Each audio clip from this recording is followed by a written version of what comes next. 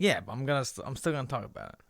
First, I'm gonna start out with after this episode, I'm gonna march on over to Long MMA and put some fight gear on and play Punch Face. Are you? Yep. Look at you.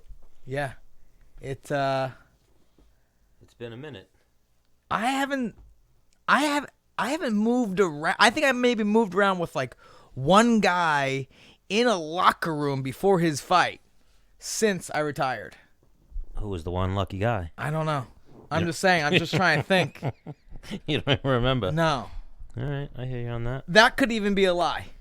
I don't even know if that's true or not. But I would imagine I was in a locker room with someone helping them. Oh, Hugh McKenna maybe? Yeah. Did you work with him at all? Or maybe when you went and... Remember when we went to... Where'd we go? Delaware?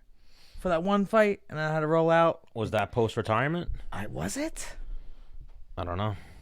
I think so. That was Pennsylvania. Yeah. And you stayed in the college town. I had to roll. I'm pretty sure, dude, that was post-retirement.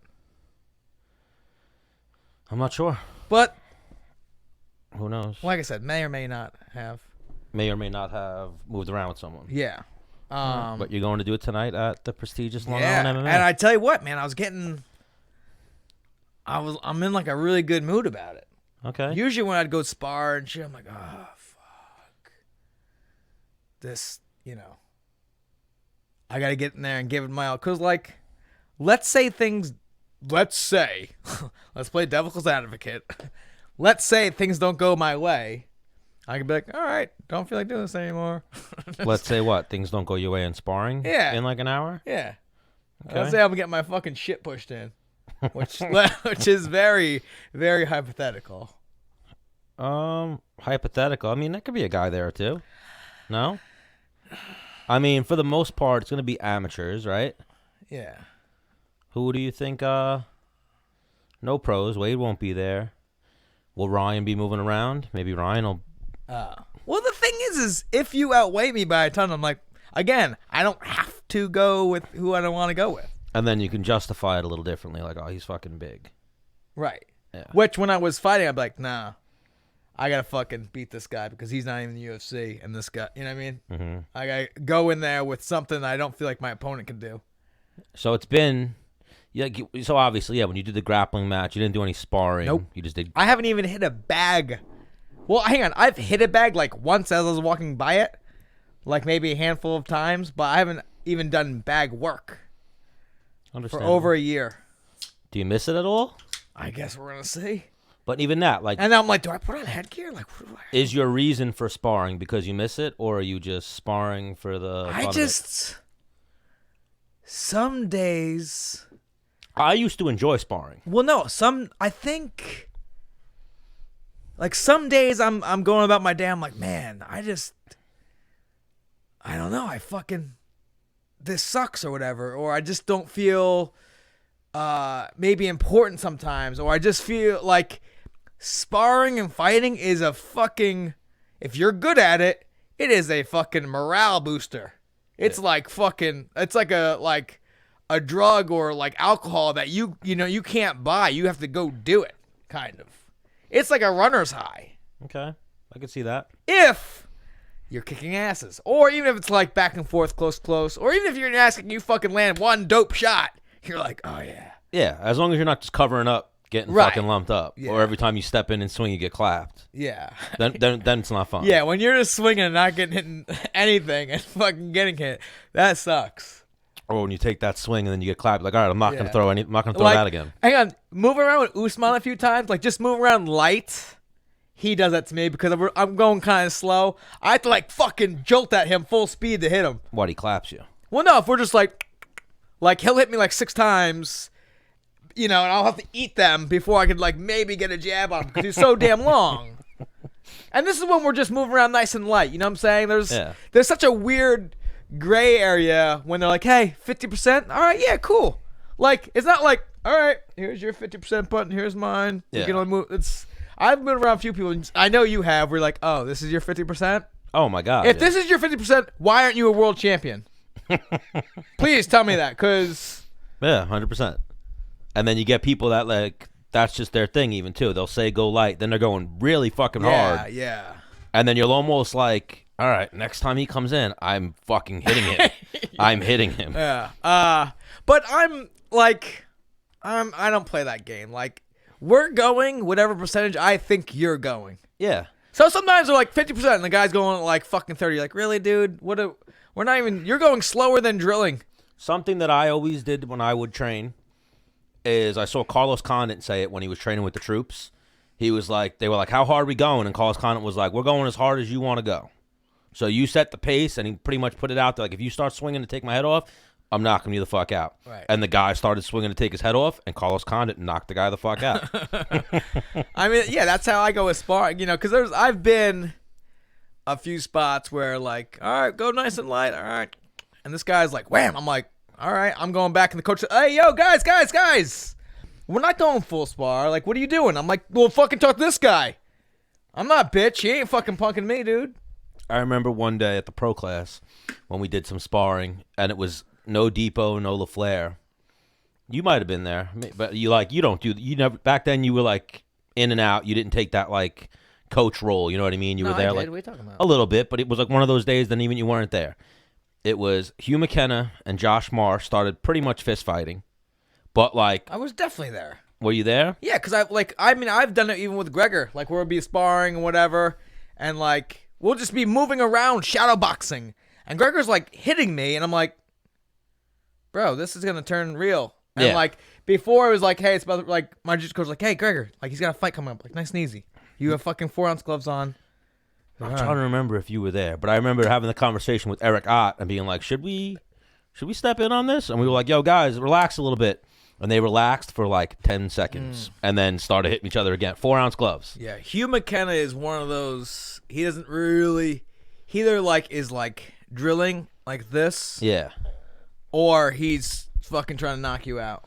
And they're both just two of the nicest guys ever that never were that guy. And I don't know what happened that day, but they were just going, and it wasn't even malicious at all. Yeah. They were just both biting and fucking swinging. Yeah. And then I forget the other two. I'd have to ask Eric. But then there was two other people sparring, and they were doing the same thing. And we were like, man, today's one of those days. Everybody's fucking light sparring, definitely went to hard sparring. I mean, in terms of like my career and stuff, I actually had, I don't know if it makes me sound like a bully or not, but like my good training partners, I'm working with you. Like, I'm not trying, like, I'm trying to maybe knock you out, but like if you're on the ground, you're not responding to hammer fist, I'm not going to try and finish, you know what I mean? Or whatever, because I need you to get up. I want you to be able to train with me and stuff like that. But there were like amateurs. I'm like, all right, I gotta get good at finishing people. Yeah, I would almost say part of why I even sucked is that was one of the things is I would never try to knock out my sparring partners, and I always felt like people were trying to knock me out. You know what I mean? I think you felt it. Like the closer I get to my fight, the more people become like, okay, I can dispose of him. Who, you? Yeah. Yeah. Oh, 100%. Like I think yeah. Like I've told. Say uncle. I've told that story of that one day, like the first time you ever tapped me. And you got me like 6 times in that one day because you walked into pro class and it was just me, Al Jones, and Mike Kuhn. And I was like, oh, I'm going to have a day going with these two. They're both way smaller than me. And then the door opened and you walked in like sunglasses, like kind of in a bad mood, like you didn't even want to be there because you were like 2 weeks out from Clay Guida. Oh, okay. And then I'll always remember at one point you had my back and you were like, you whispered in my ear, you were like, I could face crank the shit out of you right now, but I'm not going to. Well, then you weren't to be disposed of. Yeah, no, you were disposing on me. Hang on. Some days I come in and you'll face crank the shit out of somebody? Yeah. Okay. Yeah. Sergio tells a story one time. I was like breaking up with my kid's mom and it was bad. I'm like, it was like on a Tuesday evening where I didn't even ever spar. Yeah. And I just left the house like, fuck this. And I'm like, someone's getting their shit fucking, I'm fucking someone up tonight. And fucking, I was like wrestling like hardcore fucking rock. I'm like, I came in just like business. Just like started warming up, headphones on. People like, what's up, Def? Like, wouldn't even pay it. Like, almost like it's fight night. Yeah, like I've seen you in that mode a few times. I'm like, oh, he's he's there today. I remember one day I came into the train, and like Greg was there. I don't know who was there, but like only 2 people showed up the train, and they were like lesser guys. And I was like, that pissed me off.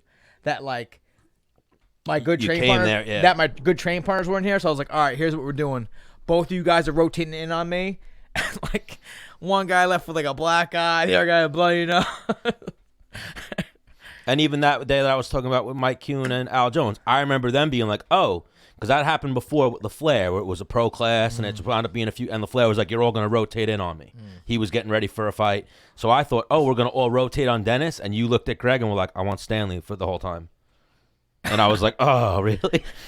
And then I remember the warm-up. I gassed on the warm-up. I was like, oh, my God, he's moving. You know, when you do the takedown for takedown, you were going way too, like you were resetting and just too in shape for me at that point. And I was just like, man, this fucking sucks. One time I was doing, they call them 2 and 2s. Yeah. So I was doing that with Ben Henderson. I don't know if I told the story. We were overseas. Yes, you've told this one. Me, Gray Maynard, and I forget whoever were like. Carla. We were knocking them down. Or was it Ashley or Carla? I think it was Carla. And Ben was like, hey, Dennis, like after the seminar, like, hey, you want to do some 2? I'm like, yeah, I can. I'm not too bad. I can do that right now. And he like fucking put this insane pace where like, I'm like, this dude's trying to break me. But I wasn't. But like when I was like, this guy's trying to break me, it was already too late. Like I was already really tired. Yeah. It wasn't like, all right, we doing this? All right, let's go. Yeah. It was like, oh, I'm getting tired. And then when I tried to go back to him, he was still fresh. I was like, fuck. I had that with you that day. I was like, man, he's going really fast. Yeah. Like he's trying to fuck me up. I was disappointed in myself. What, the day with Benson? Yeah, where I had to be like, you good? It was like 40 minutes. Like, you good now? He's like, yeah, I guess that'll do. And I was like, fuck you, bitch. Oh, my God. The day with you, I hated my life. I remember you armbarred me. Yeah, I'll armbar you again. No. You were not an armbar guy. But you armbarred me like over. Like, you know what's weird is like I would get into these like submission phases where I'll hit like fucking arm bars for 2 weeks straight. I'll hit heel hooks for 2. Like I get into this like I don't know. This move just keeps happening. You like armbarred me over the back. Yeah, and that was my jam for a minute. And I remember saying to Depot like I'm dog shit right now. He's like no. I've been working on this a lot with Dennis, and I was like I don't give a fuck. I would take a dude's back and make them like fucking kind of fear the rear naked choke or whatever. Yeah. And I'd have I'd have both legs in. I'd slide out the one side and take the arm with me. Yeah. Bro, like I'm, obviously we always shit on me on the show, but even that, like I remember I could pretty much remember everyone that's ever submitted me. Yeah. Like to a T. Well, you have that's actually a fault, Stan. Is it? Yeah. Why do you say that? You like remember I guess I say you remember your losses, but like I don't remember most of my training. I do. Even that though, from a young age, I was always a young kid in a room with adults. So then by the time I got to training with people my own age, I was good enough to not get submitted. So the few times until you've met the Menace. Yeah, so the times that it did happen, I'm like, oh, I fucking remember that. I got you. And then even if I got something submitted in some which way by like someone I thought was a lesser skilled, that would always stick with me. Like you're fucking slipping. You're slipping now. You know what I mean? Yeah. There's like 2 times in training that I really remember well. Is one I knocked out Mike Pro Cop for like he was asleep for a minute and a half. I thought he was fucking with me. I thought because he was legit snoring. And then the other time is when I submitted black belt Marcus Gaval. Ooh, what'd you catch Laurel with? I hit him with a fucking guillotine. No, it was something I forget the move. It was a choke. Oh, I think I like front headlock. I dropped in, shot this across the neck, and then slapped it over the top of his back. Like a ninja choke. Yeah, like and then they call it a ninja choke or a power guillotine.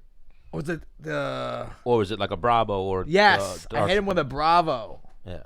And I just think he didn't know that I knew that move. Because it was at the old gym, the first Long Island MMA. Mm-hmm. That was just like, boom, snapped him down, bang, and slapped it over, and ran it over, and I got him. I was like, oh. Like they weren't specialists at the Bravo choke in PA, right?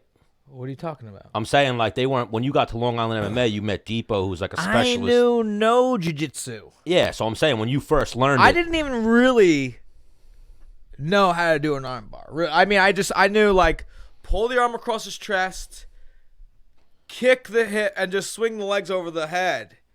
Yeah, when I first, because I like lived in Florida, took like a year off of training. Then when I first got to Lima, when they first were opening the gym, and I like I saw Greg for the first time in years, and I started training with a lot of the DRC guys. That was the only thing people were catching me in. Yeah, was Darce chokes. Right. And then I remember being like, man, they were not that good at this in Florida.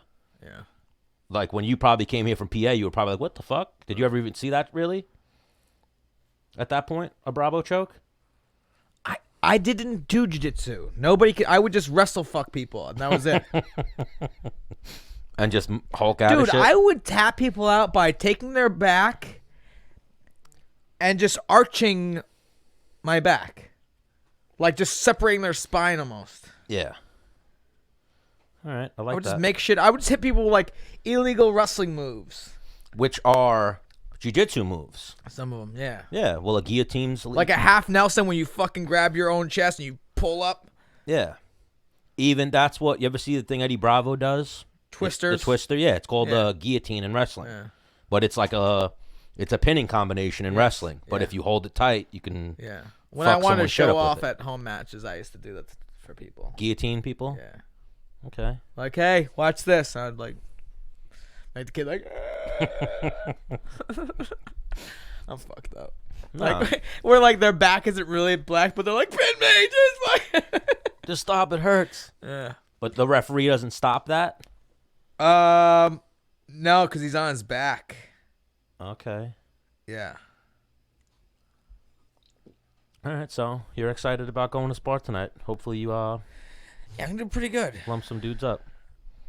I need to find where that. I mean, if I come and take video, that would also motivate you, though, a little bit more. I mean, people would know, hey, he's doing it. No, but I'm saying, like, you probably be like, all right, now this is official. It's on video. I can't lose. Yeah, but you're not going to come, pussy. No, I am going to go. Really? Yeah, I'm going to stop in. All right. Go talk to your friend Ryan LaFleur a little bit. So, I'm on Facebook.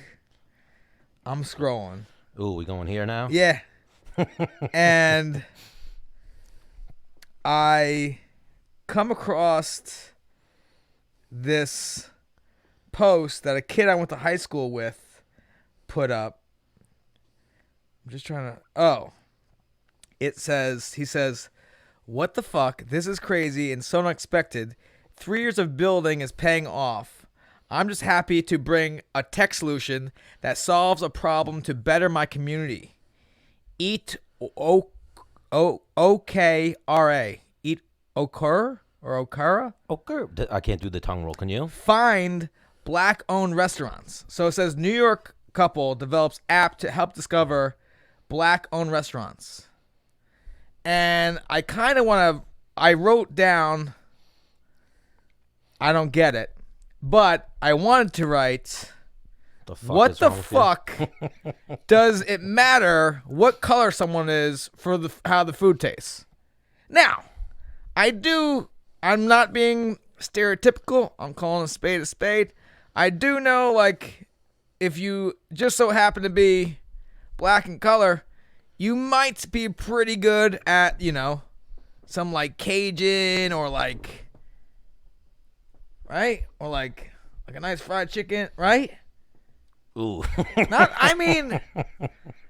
Well, I have one clip. Like Cajun, like fucking, I don't know. Nah, we're big on... I have a clip where we say that. Because when we were talking to... Who was it? Vicente Luque. And you were like, you're a black belt? But real quick, what the fuck does... Well, we're big I don't on care if you're stereotypes black, white, yellow. If you fucking cook dope food, that should be it. Well, now even here, yeah. An app to find black-owned restaurants? I don't get it. The kid that you're talking about was a classmate. He didn't wrestle, right? No. He was a couple years older than me. I feel Maybe like, three I've years. expressed this before, like racism clearly still exists in the world, But like, put your kids in martial arts or some type of wrestling and whatnot, because I feel like that's where it goes away, because you're always with people of all different walks of life. I think it matters. Well, yeah. But I also think it's how you were raised. Mm-hmm. But the thing is like, if you're raised in like a My racist school household. was mainly white kids. This guy grew up in a mainly white school. I know. I remember Dean. There was me, another family of Puerto Ricans, and there was like, I don't know, maybe 10 black kids in my school. I remember having the conversation with you and Dean was like, your older brother, he was like, I was pretty much the black kid in school, you know? Yeah. And even, I remember talking to Lewis about it a little bit. Like, that's how it was. Is Lewis the other Puerto Rican? Yes. Yeah.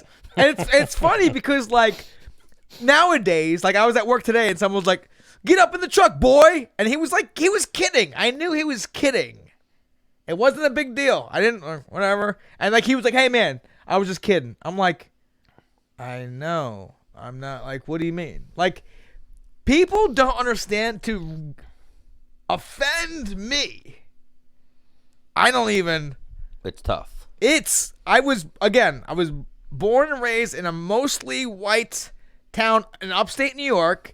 And then I was in these, like, probably the worst, like, mouth-talking sports you can do. Like, football locker room, a wrestling locker room in college, and then an MMA gym.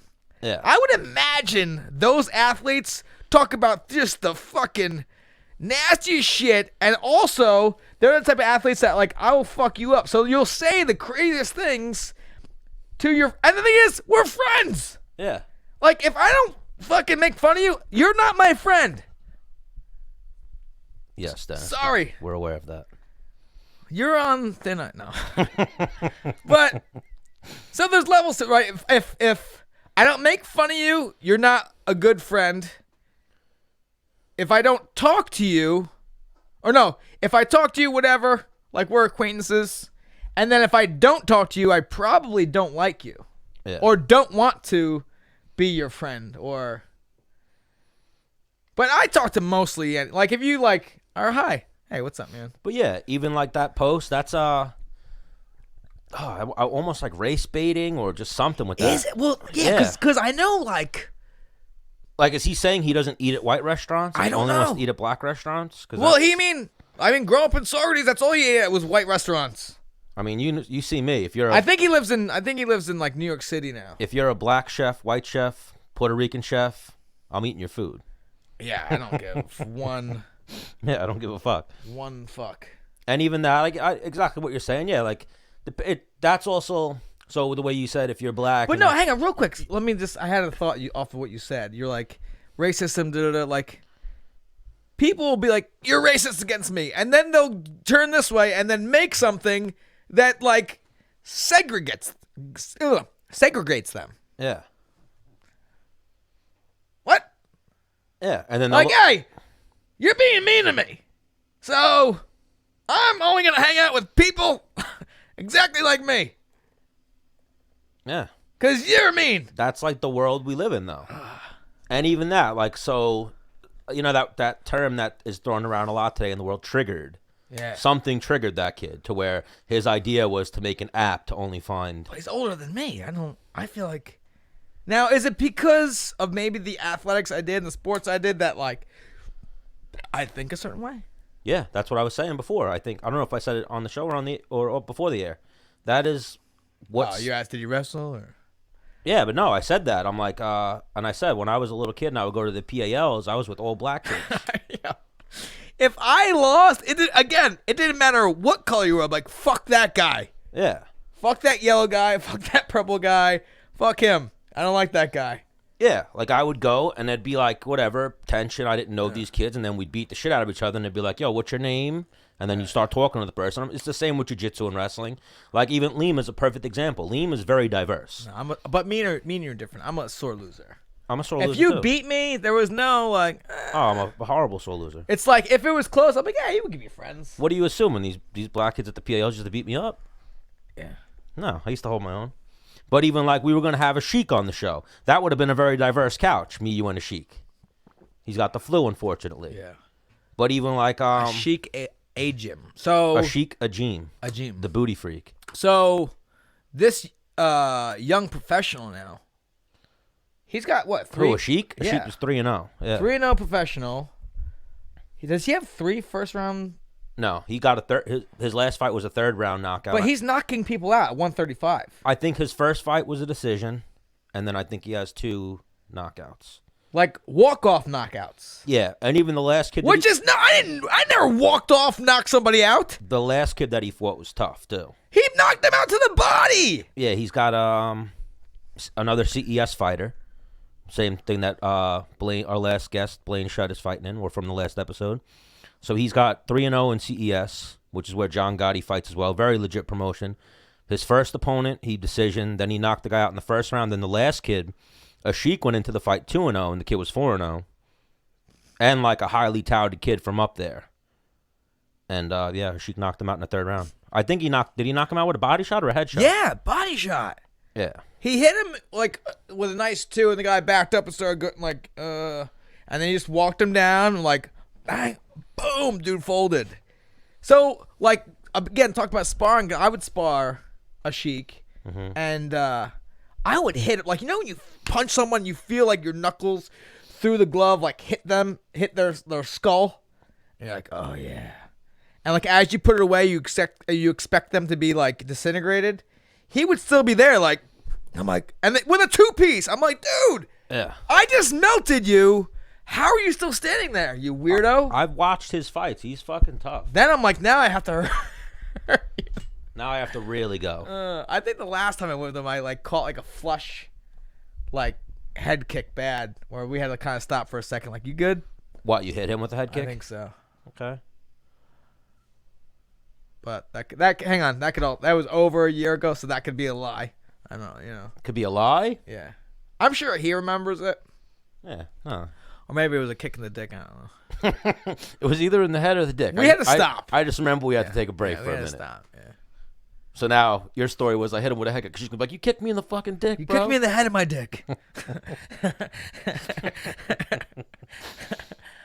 Well, that was one of your famous lines from Tough. Yeah, someone was a penis head kick. A penis head kick, yeah. Yeah. I'm gonna, you know what? I'm gonna penis head kick someone. If someone's starting to put a lot of heat on me, and I'm starting to feel like I'm getting fatigued. Just bow. I'm penis head kicking him. There you go. Back him up. You get that one foul. Even in sparring, you get endless fouls. I'm not going to deduct no points from you. So he's gonna beat me up. Yeah. But even like we started even at the beginning of the show, and you touched on that your first fight since retirement. You didn't watch the UFC this weekend, right? I dabbled. You dabbled? I don't know. Maybe some highlights. All right. Well, Paul Felder like kind of retired. I don't know if it's official. Me, you spoke about that. Yeah, I don't know if it's official. I haven't seen any reports on whether or not it's official, but.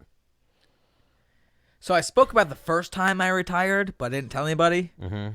And I remember talking to my manager, like, "Fuck this, I'm done." He's like, "Listen, your temperament's high right now. Like you don't know, like you're very emotional. Don't say anything that you don't really mean out of emotion." Mm-hmm. And I was like, "All right, fine." Which clearly wasn't told to Paul Felder.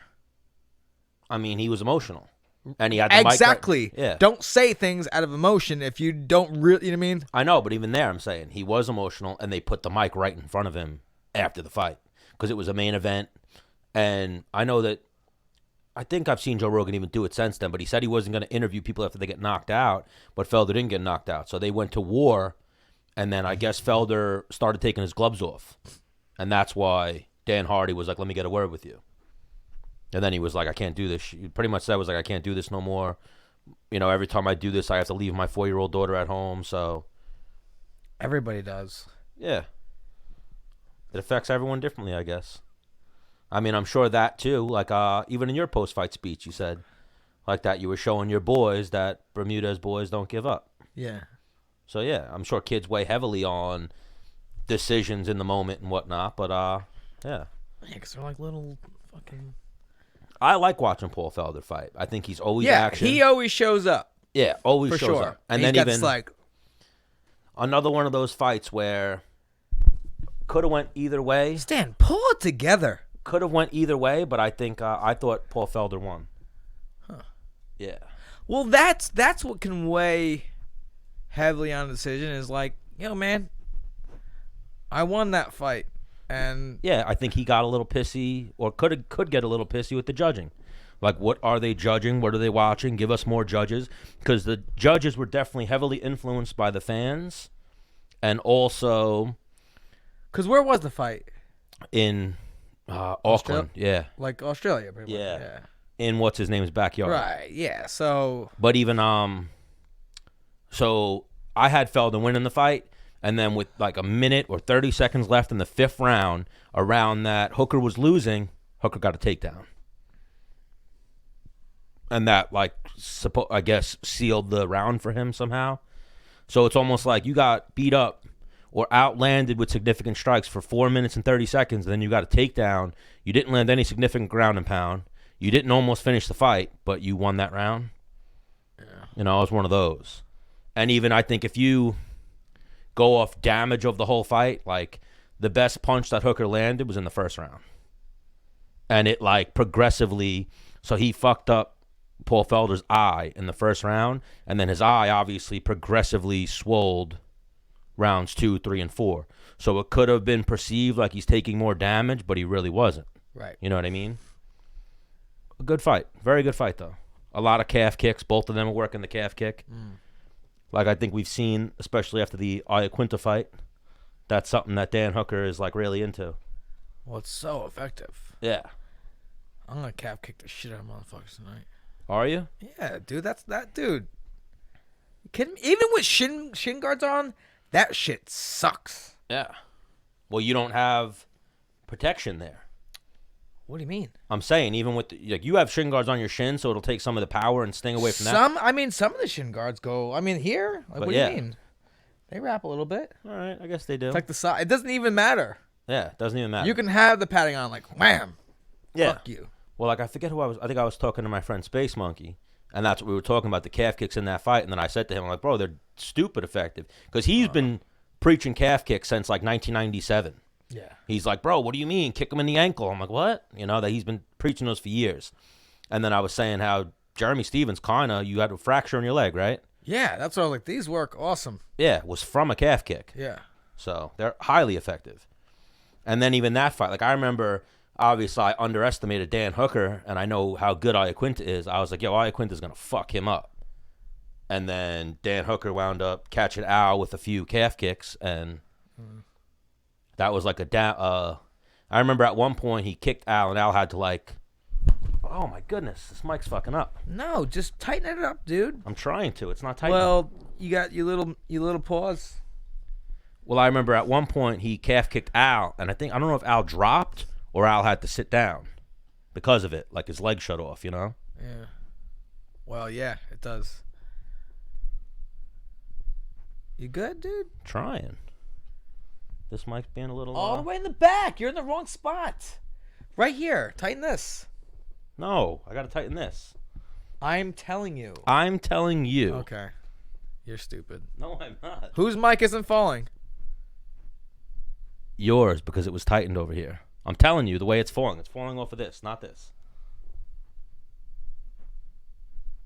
Just bear with me. No, you're stupid. That is untrue. And you have a fat belly and long hair. What else, Stan? Where's your glasses? Why, you gonna make fun of my glasses? Yeah, fucking 4-eyed motherfucker.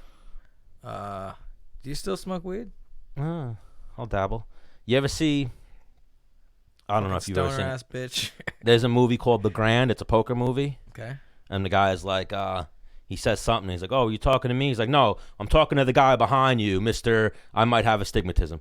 And he's like, you know what? I do have astigmatism, and I don't appreciate you talking to people like that. And then the crowd starts cheering. He's like, does anybody else have astigmatism? And the crowd starts going crazy. So there's a lot of people out there with bad vision that might be rooting for me in this scenario. Like, fuck you and your good eyes, Dennis. What's your vision? Means you have shitty genes. I have 20/20. Is that what it means? I mean, name another reason. Otherwise, like, well, I got fucking punched, and yeah, I get that. But if you just grew up as a kid, you have fucking shitty vision, so you got shitty genes. Oh, so I guess I got shitty genes. I'm telling my mom you said that. Go ahead. I'll fucking... What are you gonna do? Beat my mom up? I'll be like, why the fuck did you give birth if you're gonna give out shitty genes like to a kid that can't see?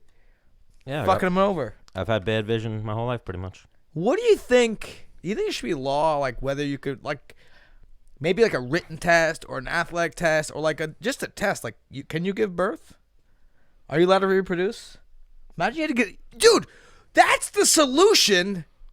Holy, you should have to get a license to be able to have kids. Oh, absolutely.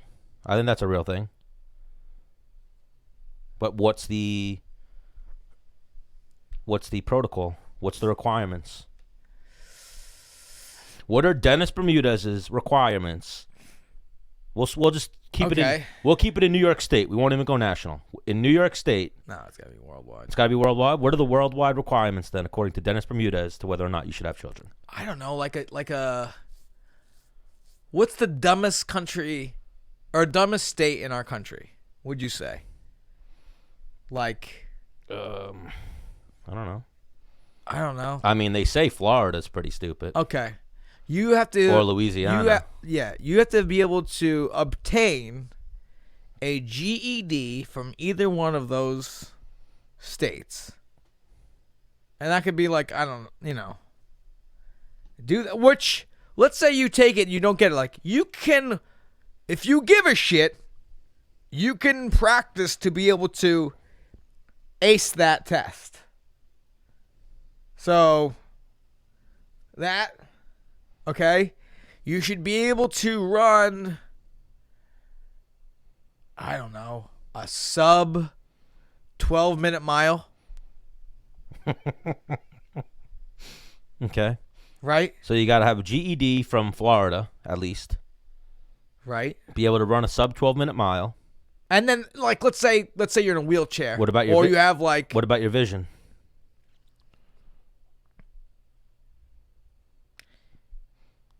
Are you going full Hitler? Or you're like, bad vision, you die? No.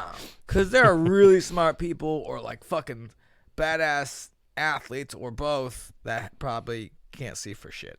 Yeah, I know. I remember, speaking of one. You not being one of them. Benson Henderson.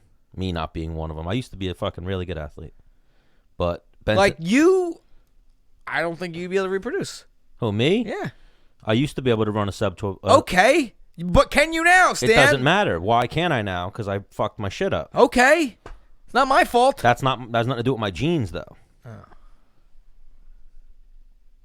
Well, but let's say you didn't apply for this license.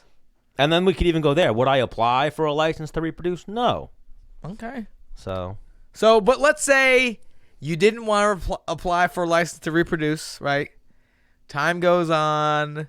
Fucking, you break your leg, right? You meet Mrs. Right, and you're like, you know what? Holy shit. I will do anything for this woman. She wants a kid. So, okay. Let's go get that license.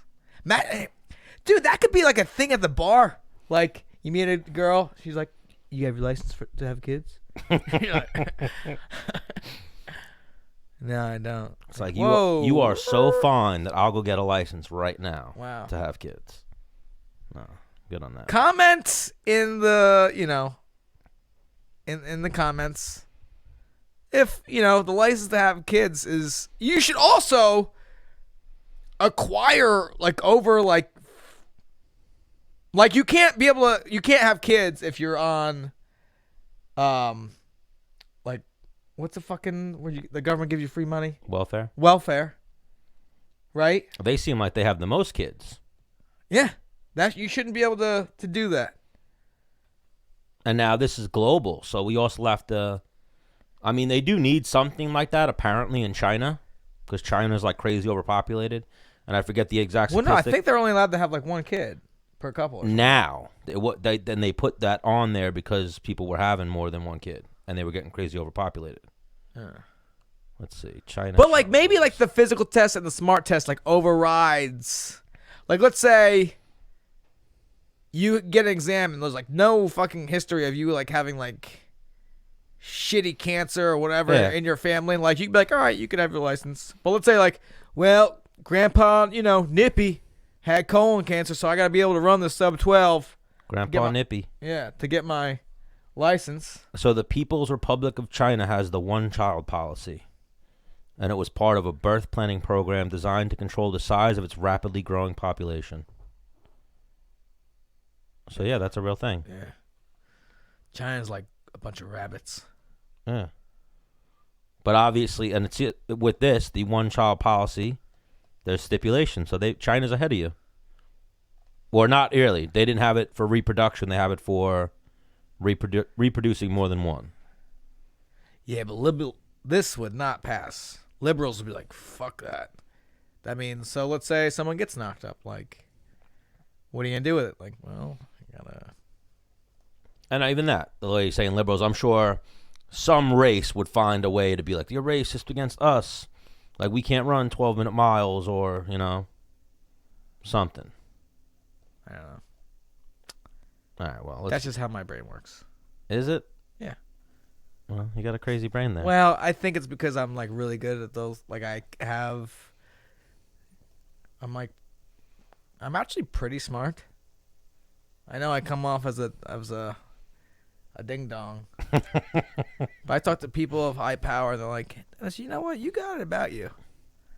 The also thing is, I sacrifice like coming off as smart to make people laugh. Okay. I get more enjoyment out of that than like seeming like I'm prim and proper and yes, sir.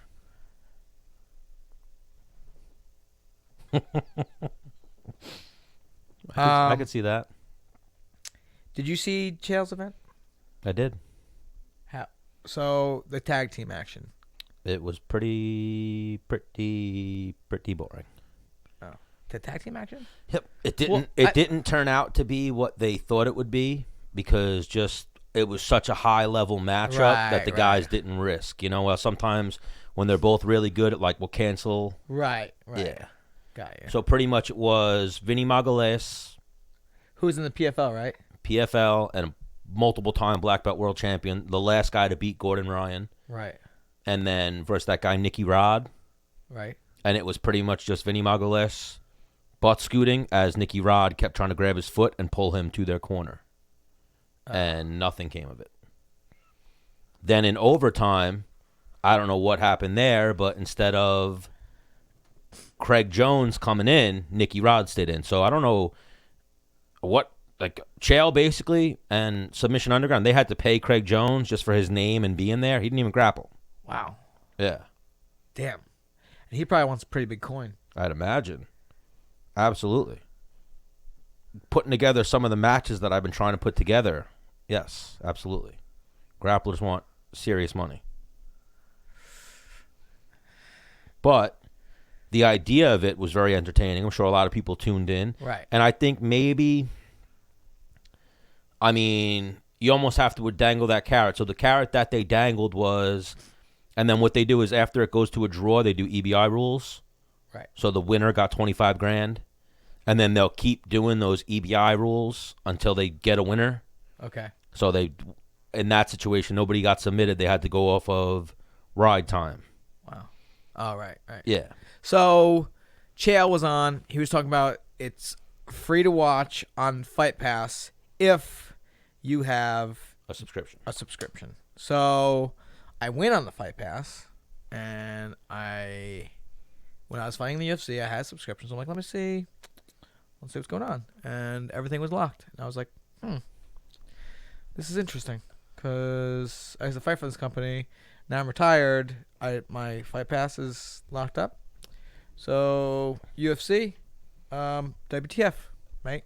Let's unlock those things. Let's go and just So they revoked your Fight Pass officially. Because I remember when Ryan Flair retired, he went on to watch something like, they took away my Fight Pass, and I was like, maybe it's because you're not the Menace, but no, I don't think it matters. Yeah, I think once you're retired, they take away your Fight Pass. My fights are on there. I might have so much blood I've given. I want to show my kids, hey, this is your dad throwing down. I can't even do that because not on YouTube. I gotta pay for my own fights. Yeah. That's insane. And then you hit me up and we're like, can you, You know send what? me these fights? And I couldn't send you them. I'm texting Dana White right now. Hit him up. Be like, yo, what? WTF? What are you going to say? Dana White. Hey, Dana. Dennis Bermudez here. And I'm going to go deep, too. Dennis Bermudez here. I went on Fight Pass because my kids wanted to see what their dad used to do, and everything is locked. Do I not have Fight Pass anymore? Question mark. Let me proofread it because I don't want to. Yeah, I don't want to send back. Oh, sorry. Act like there, like the right way. Hey, here I went. Guess my kids want to see their dad. What their dad used to do, and everything is locked. Send. P.S. When are you finally coming on Menace and the Man Show? Yeah, we'll get there. Let me just get a peep at him right there. We almost had him that one time when T.J. Dillashaw pissed hot. Can't do that, TJ. Can't do that, TJ. I mean, TJ should probably be, like... Not 2 years. I know, but like that was like a year ago. Yeah, he's got another year. Hey, he's probably available. We should hit him up to come on the podcast soon. Like, see what he's been up to. I know he opened up a juice bar. Yeah, I saw that. Yeah. And I believe that they made... Remember, when we had him on, even then, they were just opening up the training lab. And it was a private gym. I think they turned that into a public gym. Yes. Pretty sure he probably does well. Because he's not a dummy. And he's, like, very disciplined and a regimented guy. So I imagine if he wants to fucking... And also, he was a champ for a minute, so... Big following. I mean, he was the champion even. Dillashaw never lost his belt. He got stripped of it. Right. So... I would imagine he made a shit ton of money and like put it the right spots, and then now not fighting, he's fucking probably just throwing all of his fucking energy into that. I'm sure. And making it work. So I'll hit him up. We'll try and get him back on here. See what's crack-a-lacking with good old TJ. Yeah, we had him on in the beginning, like right after that fight. Yeah. And then what's it say right there? UG of the day. TG, UG of the day. Well, the Underground is asking, do we forgive or forget TJ Dillashaw? So do we forgive him for his EPO failed test, or do we forget? Shit. I mean, he just did it at the highest level, like he was a champion, so he got like more shade on him. What about John Jones? It was that was something different, but EPO was like Lance Armstrong was taken. Yeah. And even a lot of the Russians actually failed for EPO and Melilodin. A drug's a drug. I don't give a shit. What it's a PED. So similar boat as John Jones. So why the fuck? Because he's black? Because he's John fucking Jones, bro. Like when we had Rashad on, Rashad said it best. He's Teflon John. Teflon John Jones. And then there's a boxing fight this past weekend. Huge boxing fight. Fury defeated Wilder. Yeah. Just stuck the jabs out, and then every time they would get inside, he would just kind of pull them a little bit. Deontay Wilder versus Tyson Fury. Yeah. So Deontay Wilder is now saying he lost because he walked out with like a 40-pound... You sent that to me today. Yes. He walked out with like a 40, 60-pound... costume? Predator costume or some weird fucking thing. So now, if you're in shape... He said his legs were shot. Yeah, I think it might have to do with the punch in the side of the fucking head. Yeah. Yeah. But I could see that, I guess, if you're walking around with a weight vest and whatnot for 10 minutes, but that's your own stupidity. That's your own stupidity, and if you're in shape... Listen, if I wore out fucking 100 pounds that I had on for... I'm going to be okay in that fight. Because I'm fucking trained like an animal. Yeah. Even, like... He's also, like... pretty light for that weight class. The heavy, like I heard he comes in at like 210. for the first fight, he came in 210. I think for this one, he came in like 220. He came in a little heavier for this one. Like, it's heavyweight. So, like, But Fury came also, if he dropped, the fucking 10 pounds and fought at the weight class Cruiserweight? under, yeah, he would probably fuck some shit up there. Yeah. But, like, so I'm obviously a student of the game. I've grown up on boxing. I don't think, so granted, he's the heavyweight champion, has all these knockouts, but then you'll watch sometimes, like, sometimes he'll obviously throw the cleanest two, right, and you'll be like, oh shit, he just fucking broke that guy and he's out cold. But then there's other times when in an exchange, he'll throw like just trying to touch the guy, but it's like, dude, that was bad technique. So he's not really that technical. Right. So I was saying it to someone today, overall as a boxer, I don't think Wilder is nowhere near the best. So it's kind of like, it's not the man that knows 1,000 techniques. It's the man that practiced one technique 1,000 times. I think he's definitely got that fucking right hand straight. I think he's a superior athlete. Super athlete. Where, hey, like, this works. You know, if you took fucking LeBron James, you're like, hey, let's get you into boxing. You could probably turn LeBron James into a world champion, as long as mentally he's there. And what would you say? 5 years, 4 years? Well, saying you got him in his prime. Yeah, and if he could take a punch. Right. But I think Fury is really fucking good, especially for a heavyweight. I think they're both awesome for the sport in their own aspects, because a lot of people, they like people being flashy and, you know. I'm talking about fight-wise. Right. Yeah. Whereas, so yes, he's entertaining to watch, or you might be like, he's too flashy, I hope he gets fucked up. Like, it's good. You have emotion, you know, where Fury is like this fucking, it's like, are you a saint?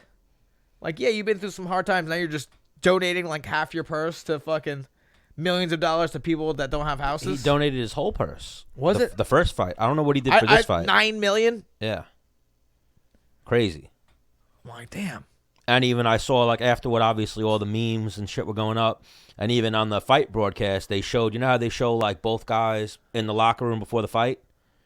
They showed Wilder in there, like, stretching, doing fucking yoga. They showed Fury in there, like, doing the Macarena, like, dancing in his boxers. And then I think it was, like, Bilal Muhammad posted, like, man, I got to start dancing to warm up. Yeah. Instead of just fucking stretching and being an athlete. Like, this dude gave away $9 million. If I gave away $900, I'd be like, I fucking, not that, like, the charity. I'm just saying financially, it would hurt me. I mean, like, fuck. I'm trying to look up his amateur record. I think it comes down to that, too. Like, he has a lot more fights than, what's his name? Oh, no, so not even. 31-4 was his amateur record. I mean, I'm sure there's more than that, and then he's got however many. So even, let me see what Wilder has. But I just think he's a better boxer than Wilder. So what I was saying, like when I was having a conversation, I thought Fury was going to win. I didn't call a knockout, but I said it. I wouldn't be surprised if he knocked him out. I thought he was definitely winning a decision. But, you know when like two technical guys or two fighters even fight each other and then they rematch? I think the first time that they fought, the better guy figured the other guy out. You know what I mean? Yeah. Like, and I'm not saying it's going to happen with Dom Reyes versus John Jones, but there's a chance, you know, one of them figured the other guy out. That when they rematch, they're going to look at all the things that they did in the first fight. What's going on with those rappers? What happened? So another rapper died? No. Oh. He probably meant to say grapplers. Oh. But, what was I saying? Oh, I think Wilder is a little less technical than Fury. So Fury picked apart the first fight, was in there for 12 rounds with him, realized what works against him, and then I think that was just the second fight. It had nothing to do with the 60-pound thing he wore, and if that did factor in like he was tired, it also had a lot to do with the fact that he got punched in the head. Yeah. And then but Wilder's camp is like pushing for the trilogy. That's a tough one. Which, like, It's like if you went in there and you feel you get your ass beat, like and you're like, man, that guy's better than me. Usually, you don't want the rematch. Yeah. But if you go in there and like it's close, you feel like you got robbed or maybe you got caught. Yeah, you want the rematch. You think so? He's got to probably think he got caught. He did not get caught. So even the first fight, if you take out, and he shouldn't have got a draw for the first fight. He lost the first fight and got a draw. He had like I think 2 knockdowns. So he knocked Fury down once, maybe twice. Definitely that one time that he knocked him down late in the fight. And Fury got up both times. In between those knockdowns, Fury was outboxing him. Yeah. This fight, Fury just fucked him up the whole fight. So I'm going to push to get him on the show. Fuck, maybe next week. I should have tried. Is babyface Adam Kanowski. I think he beats both of them. Okay. He's this Polish boxer at heavyweight that nobody fucking knows about. He has a fight coming up, I believe, at the Barclays. He is fucking dudes up. He's putting motherfuckers away. Mm-hmm. We got to get him in the show. He'd be fucking... Yeah, he's a big dude. Yeah. So he calls me... I call him Babyface. Or I call him Baby Spice, and he calls me Brown Spice. But yeah, no, I don't know how to pronounce his last name. Adam Kownacki, I believe. Kanowski, right? Kownacki, something like that. But yeah, he's a super talent right now in boxing. He's undefeated and on the come up. He has a fight March 7th.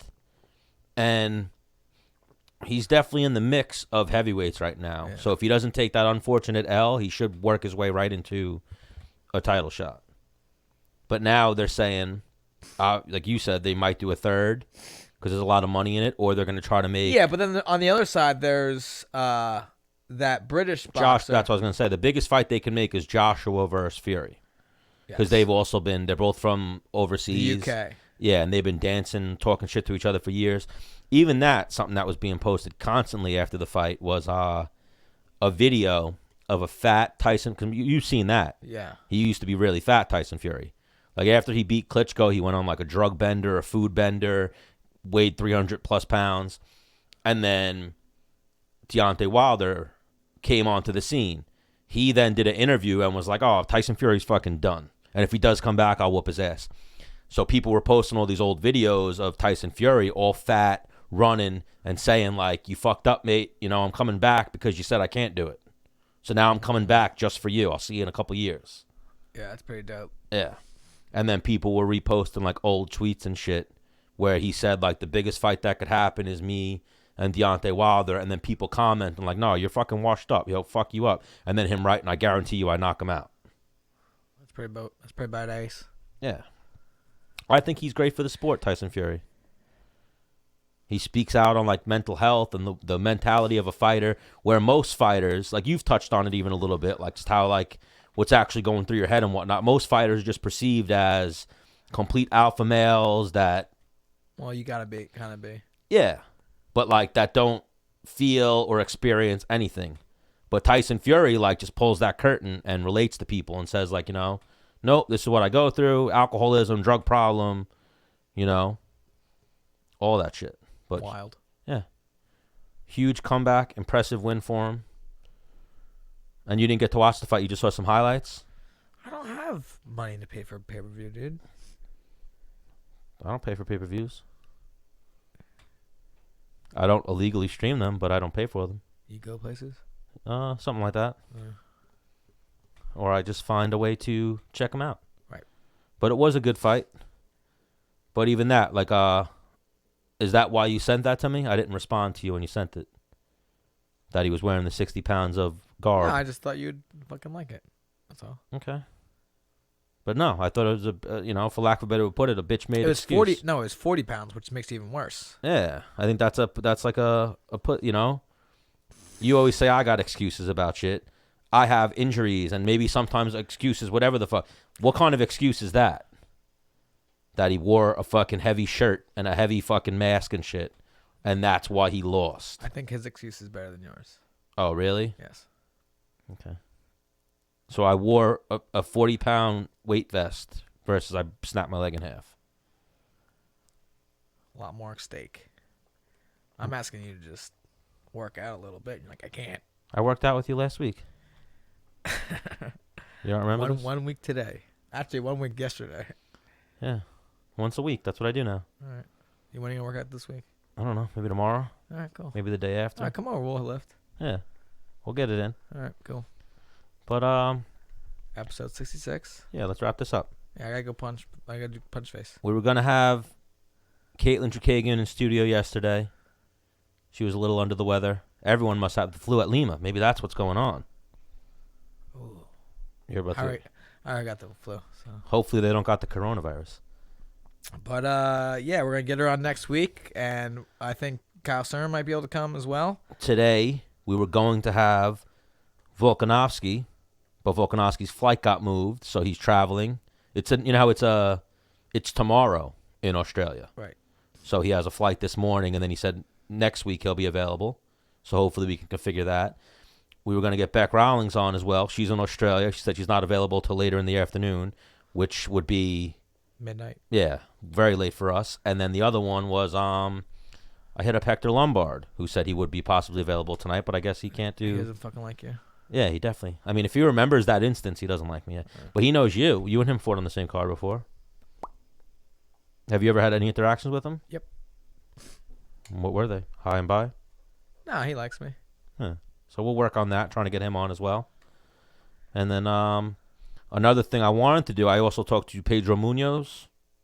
You know that dude? So he might come on next Monday. I was trying to get him on today, but scheduling conflict and whatnot. I might be working on possibly getting him to come grapple at the New York Combat Championships April 11th. I have talked to a few people and working on some things. And then even that, when I do get out of here, I want to hit up the homeboy from Fight Pass, because we might be putting together that type of card. Okay. He said to me, if you can get some names and some... Dana White still hasn't gotten back to me. Damn it, Dana. I mean, he's probably an important meeting where he could, Oh, 100%. So Tuesday, like if we were doing even later, I would love to get Dana on a Tuesday, because they do like matchmaker meetings on Tuesdays. Maybe we could sit in the meeting. So, that'd be amazing. But I'm like, no, it's a bad idea. Fuck that guy. Do this guy. Like, Dennis, all right, hang up on him. I'm like, dude. And I'm like, see, Stan, it's your fault. And then they'll be like, hang up on him. And then somebody on the background, and make sure he never gets his Fight Pass back. Click. And that'll be the last thing you hear. It's not funny. So, working on some things for the New York Combat Championships. Maybe we'll have some big announcements next week. April 11th. They're throwing out fight announcements. It's going down Chinatown. So I got to go so I can recruit people. Is that what you're going to do? By punching them in the face. All right. Episode 66. Of what show? The Menace and the Man Show. Well, goodbye. Well, see you later.